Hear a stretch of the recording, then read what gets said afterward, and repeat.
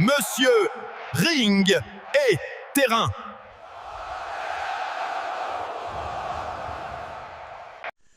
Salut l'équipe, c'est votre gars, Monsieur Ring et Terrain.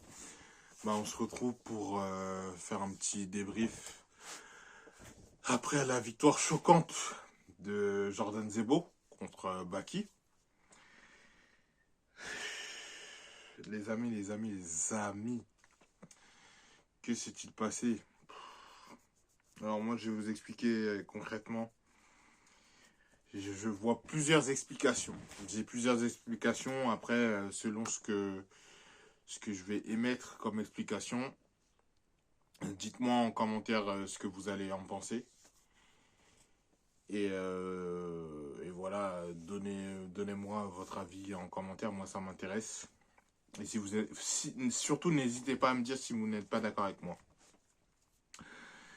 Mais écoutez, le combat, il était... je sais pas, j'ai regardé le combat, on dirait pas vraiment un title fight. Et puis la salle de Strasbourg, c'est pas pour être méchant. L'ambiance à Strasbourg, c'est pas terrible. Hein. C'est compliqué. Hein. Punaise, c'est votre gars Baki. J'ai pas entendu beaucoup de bruit. Hein. J'ai pas compris. Parce qu'on me dit que Baki c'est chez lui et tout. En tout cas, le public ne l'a pas trop montré que c'était chez lui. Hein. Vraiment, je comprends pas. Ça, j'ai pas compris. Et puis, voilà, dans l'ensemble, on dirait un combat, ça se retient, mais ça se retient pas vraiment. Il y a un faux rythme et tout. Bon, pour commencer, premier round, en fait, quand j'ai regardé le premier round, j'ai su qu'il y a un truc qui n'allait pas dans le combat, directement. Parce que Baki n'a jamais fait ça. Il n'a jamais attaqué dès le premier round comme ça, dès les premières secondes, boum, en mode Alex Pereira contre Ankalaev. Les gars, en fait, surtout quand t'es pas habitué à faire ça, je me dis, mais pourquoi il a fait ça? Qu'est-ce qui s'est passé?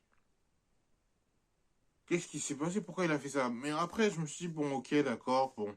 Peut-être que c'est une stratégie qu'il avait déjà mis en place, qu'il avait travaillé avec Nicolas Haute. D'ailleurs, premier revers de Nicolas Haute. Hein. C'est un peu malheureux, mais ça peut arriver aussi. Hein. Il n'est pas invincible. Ça sera peut-être pas le dernier, mais en tout cas, c'est le premier revers. J'ai pas compris. J'ai pas compris pourquoi il l'a attaqué comme ça. Il l'a cadré direct et tout.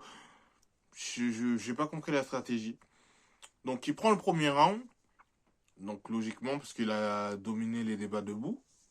Ensuite, il prend le deuxième également. C'est entre quelques échanges en grappling, quelques échanges debout également. Donc on a une domination de Baki dans les deux premiers rounds. Après vient le troisième round, où Jordan il fait un travail magnifique. Concernant la défense de lutte, c'était parfait. Excellent. Il comprend que la faiblesse de Baki va se situer au niveau de ses jambes. Donc, il attaque les jambes. Il commence à attaquer les jambes. Et là, je vois Baki qui commence à fatiguer petit à petit. Je vois un Baki qui est de moins en moins serein et qui n'arrive pas du tout à garder Zebo au sol. Mais ça, on y reviendra parce que, justement, c'est les explications qui vont arriver qui ont fait que je vais vous dire pourquoi, selon moi, il a perdu ce combat. Ensuite, on a Baki qui commence à fatiguer gentiment. T'as Zebo qui résiste, etc. Bon, le round il se termine. On arrive au quatrième round. Et là, je vois que Jordan commence à prendre gentiment l'ascendant.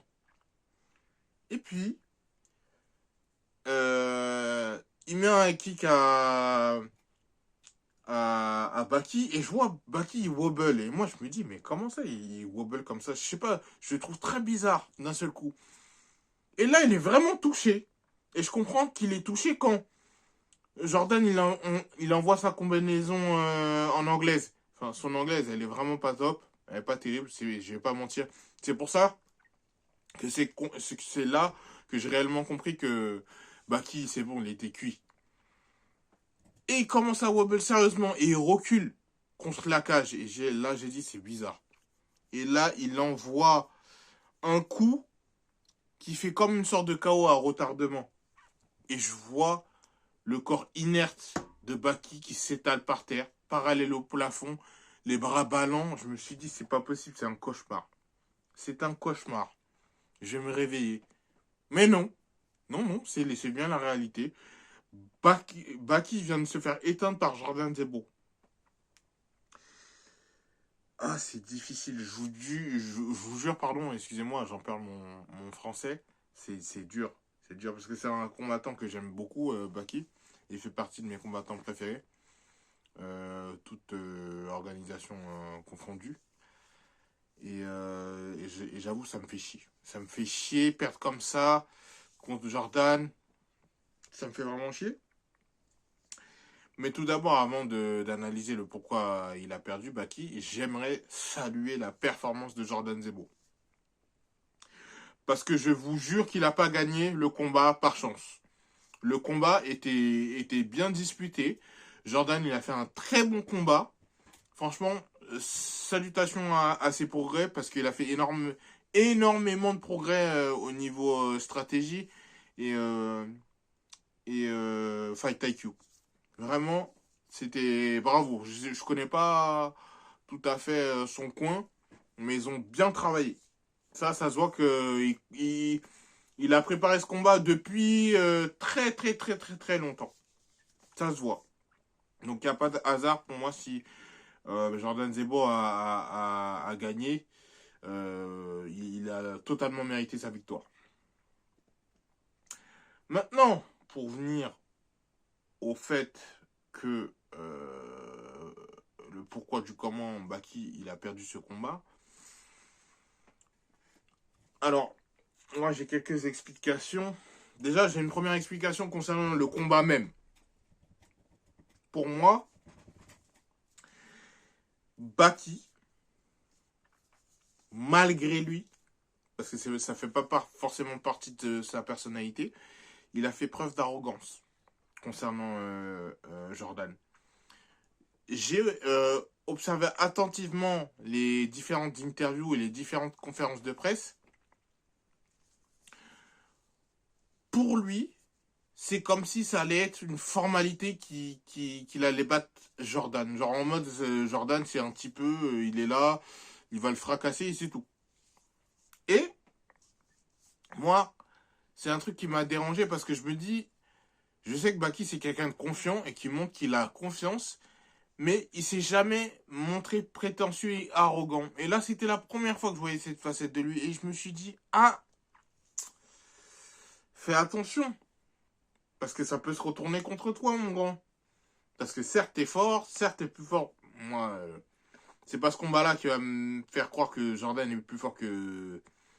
Jordan Zebo est plus fort que Baki.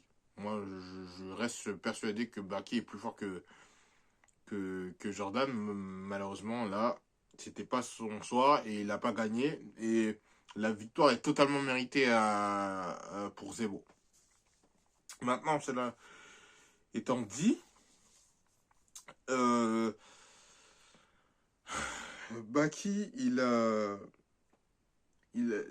eu ce problème-là de surconfiance, en fait. Voilà, c'est dans ces moments-là où c'est important de pas tout mélanger. De pas mélanger la confiance avec l'arrogance. Il a franchi cette limite. Et ça s'est vu. Ça s'est vu. Ça s'est vu. Parce que déjà, la manière dont il a démarré le combat, je le sens qu'il sent déjà que ça y est. Genre en mode, il va l'éteindre comme un petit peu. Mais non, c'est pas comme ça. C'est pas comme ça que ça se passe, mon grand.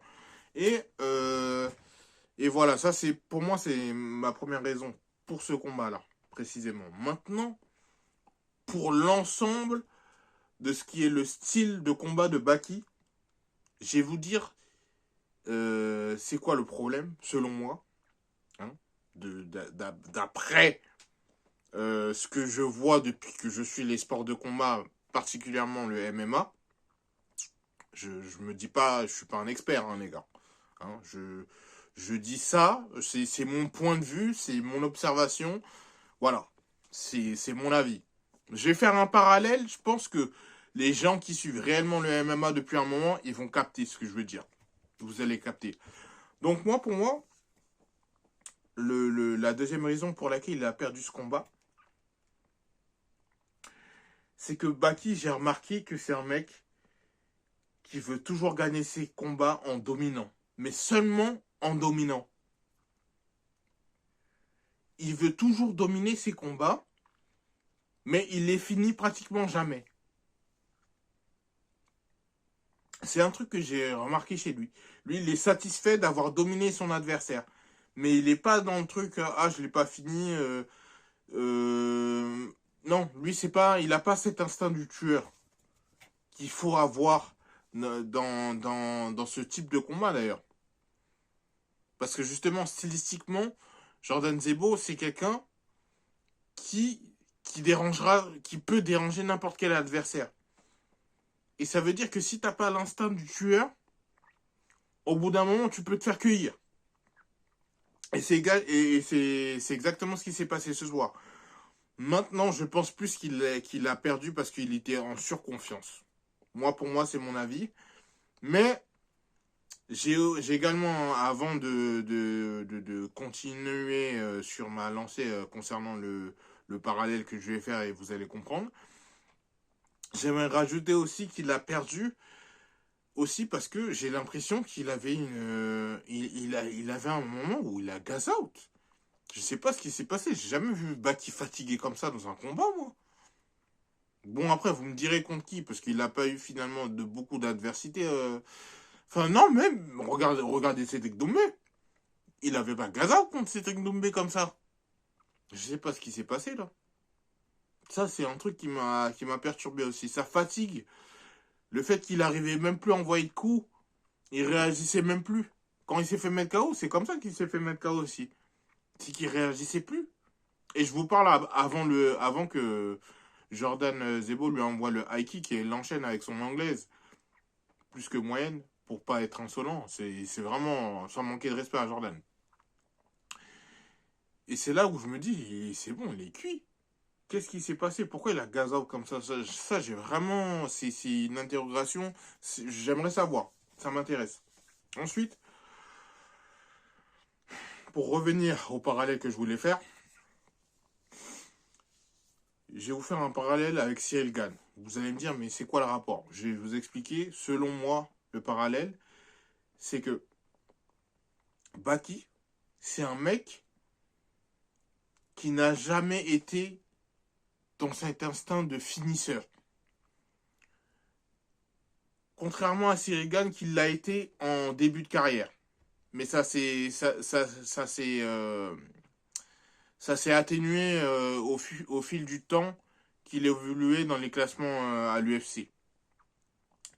Baki, c'est un mec qui est cérébral avant tout. Voilà. Et au bout d'un moment, ça a des limites, ce côté cérébral. Pourquoi je fais ces parallèles avec Cyril Gane? C'est que quand on regarde les derniers fights de Cyril Gane, les fights qu'il a perdus, aussi, c'est par rapport à ce côté cérébral. Parce que Cyril Gane, le méchant Cyril Gane des débuts du UFC, avant UFC, je vous invite à aller regarder ses combats. C'est pas le Cyril Gane qu'on a d'aujourd'hui. Qui est posé, qui pose son jeu, machin. Il posait son jeu également. Mais on voyait qu'il cherchait à finir. Et c'est pour ça qu'il a obtenu toutes les victoires qu'il avait obtenues avant par finish. Mais j'ai l'impression que quand t'es pas dans cette mentalité et que t'attaques le combat comme il l'a fait Baki, bah en fait tu fausses la manière dont tu combats. Et ça veut dire qu'au bout d'un moment, tu le payes forcément. Et moi, mon problème, c'est que Baki n'est pas assez habitué à avoir cet instinct de tueur pour faire ce qu'il a fait au premier round. Vous voyez, c'est pas possible. C'est pour ça que j'ai pas compris pourquoi il lui a sauté dessus dès les premières secondes. Alors qu'il le cadre et qu'il lui mette la pression, ça je comprends. C'est normal. Il est jusqu'à maintenant, il était dans son rôle. Mais de lui foncer dessus comme ça, tête baissée, dès les premières secondes, j'ai pas compris. J'ai pas compris. Je me dis que finalement, c'est à quoi il pensait. À quoi pensait-il? Je n'ai vraiment pas compris ça. Pourquoi il a fait ça? Parce que, en fait, quand tu veux te mettre dans un instinct de tueur, dans un fight, où c'est pas le moment de le faire, parce que tu l'as pas fait avant, c'est-à-dire qu'il faut avoir pris l'habitude pour le faire, pour se faire. Parce que avoir un instinct de tueur, c'est savoir aussi quand tu dois accélérer pour mettre ton KO. Et vu que Baki n'est pas habitué, bah qu'est-ce qui s'est passé? Bah, il a accéléré en pensant qu'il allait finir. Mais t'es pas habitué à faire ça. Donc toi, tu crois que par magie, tu vas gagner comme ça? Non, c'est pas comme ça que ça se passe. Bien que Jordan Zebo soit peut-être inférieur à lui au niveau intrinsèque, ben malheureusement ça s'est retourné contre lui. Comme je vous ai dit, là, il a commencé à être beaucoup trop en confiance.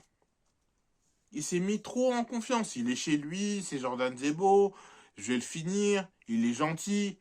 Mais oui, il est gentil en dehors de la cage, Jordan. Mais pas dans la cage. Parce que c'est pas parce qu'il s'est fait terminer par Cédric qu'il avait fait une erreur. Mais en fait, ça arrive à tout le monde de faire des erreurs. Lui, il est encore jeune. Si, si, Baki, pour moi, c'est très simple. Baki, il est venu avec une mentalité.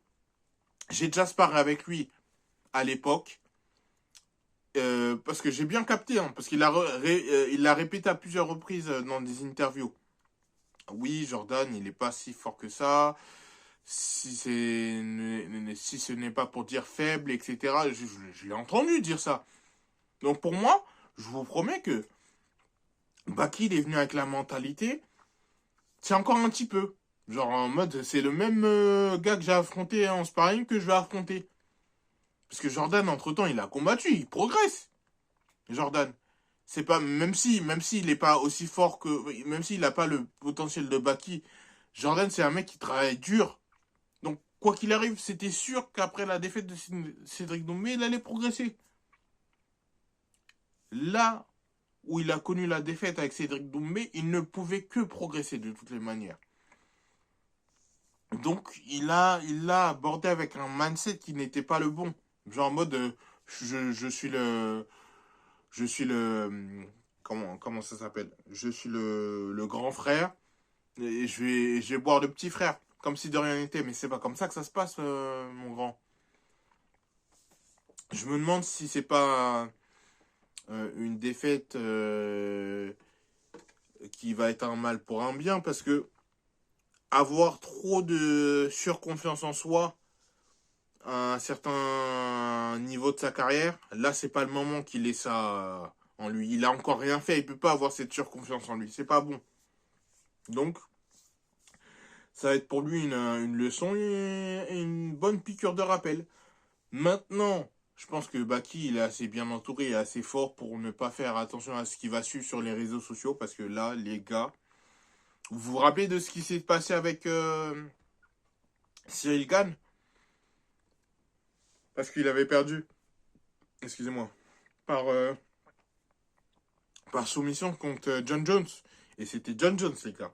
Vous avez vu le déferlement qu'il a subi sur les réseaux? Moi, je souhaite bon courage à Baki. Ah, les gars, je souhaite bon courage à Baki. Surtout que l'autre, là, qui était resté silencieux pendant je sais pas combien de temps. Je parle de Cédric Doumbé. Là, il va revenir sur les réseaux, il va l'allumer. Ils vont tous l'allumer. Là, c'est fini. Là, c'est mort. Que Baki ne touche plus à son téléphone au moins un mois minimum. Baki touche plus à ton téléphone pendant un mois, mon grand. Et non, c'est compliqué. C'est difficile. C'est une victoire qui tombe vraiment mal pour Baki. Mais je pense que c'est une victoire qui est un mal pour un bien. Pour moi, ça tombe mal, mais en même temps, il vaut mieux que ça arrive avant qu'il aille dans une ligue avec un niveau supérieur. Parce qu'au moins, il saura plus à quoi s'attendre quand il entrera dans la ligue supérieure. Que ce soit le PFL ou l'UFC. Parce que quoi qu'il arrive, que ce soit le PFL ou l'UFC, ça sera un niveau supérieur. Ça sera un niveau au-dessus, et c'est sûr. Ça, vous pouvez en être sûr. En tout cas, dites-moi ce que vous en avez pensé du combat et de la performance de Jordan Zebo ainsi que Baki. Dites-moi si vous n'êtes pas d'accord avec moi ou si vous êtes d'accord avec moi ou si vous voyez le parallèle ou si vous n'avez pas compris mon parallèle fait avec Cyril Gane concernant l'instinct du tueur. Et voilà, en tout cas, j'espère que vous avez apprécié le fight. Et la semaine prochaine, les gars, ne dormez pas sur Cyril, les gars. Moi, je vous le dis, hein, je vous le dis, écoutez-moi bien. Hein, parce que mon pronostic, il est 5 concernant Cyril Gane. Premier champion indisputé à l'UFC. Premier champion français indisputé à l'UFC. C'est tout ce que j'ai à dire. Le pourquoi, le comment, quel round, j'en sais rien. Libre à vous de deviner ça. C'est pas mon problème. Mais moi, je sais très bien qu'il va ressortir du combat avec la ceinture. Et je vous expliquerai pourquoi je pense qu'il va ressortir avec la ceinture. Voilà. Sur ce, je vous souhaite une bonne soirée. Moi, je suis KO, les gars. Je sais même pas si j'ai fait quelques confusions ou si j'ai répété des choses que j'avais déjà dites ou pas. Enfin, désolé, parce que j'avoue, je suis KO. En tout cas, n'hésitez pas à commenter et je vous dis à la prochaine, les gars.